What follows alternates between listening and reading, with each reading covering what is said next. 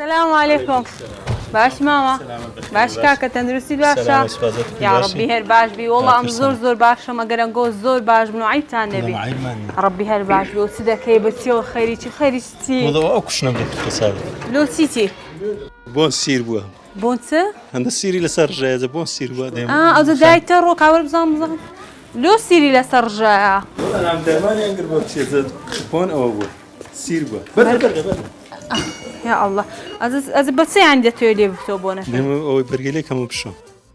فقير ايش يعني وديتو تخوا. انا انا خو طورنا كذبري له ايش يعني وديتو. لا والله خو ليش تورك.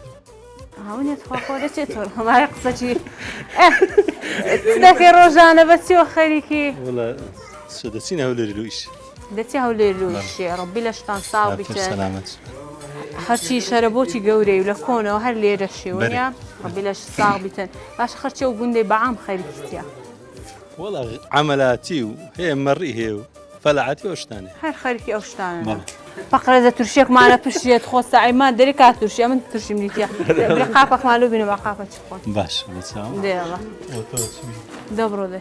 أو تيت وكرا. أو كرمة.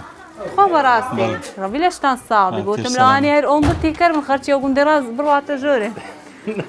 وهذا تيكر المشكلة مانية. أيوة. عمو خزم كسيك دي. ما ترشي أو مالش تاخفين وبزاين كو.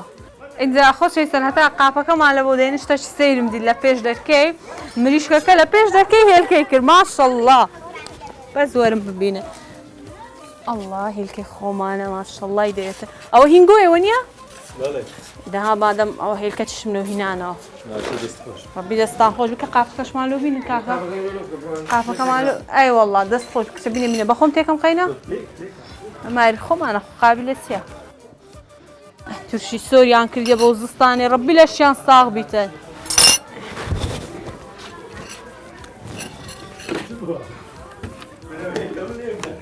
ما شاء الله بون برامي او ترشي بس اقل دبينا تسور كم برام تسور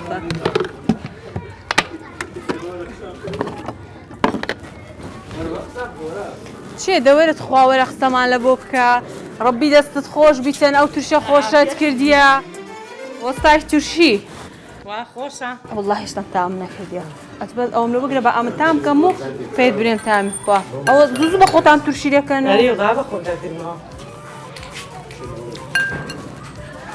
بس ما شاء الله يدير عافية ده خوش ربي دست خوش عافية ترشي زي لك دخم خلاص دخم زادي شمدرتها من دار كان زيادة كام يا فخر زكتها بخوشي ابي ساده فيسي بس العزوش نا والله كارا باجني اي باشترا اخا هر فين تشيشا فين كاري والله يرى بلاش صاغ بيتم بزام بتماي سليني لوني رواني والله برنزم لينا لقيت تشريفي اي ربي حافيت تامبي نا والله قالك ما مترشيك بهامو هي اترشي تستي لكي والله سرقة الصور وكلامه تيكا جزر وتاروزي وخيار بخوم تاروزي ما قلتيا بصيري تناكا كم تاكل يا بدي دودن كوكم تاكل والله هالخوفة ترشي يعني سير ونيا بلاش تان صاغ بيتن العودان بيتم قالك ممنون قردنش ما ازاكم هرزار دكاش خوب زعنا خوشة بقى بخوي عزمنا السوريا دستان خوش بي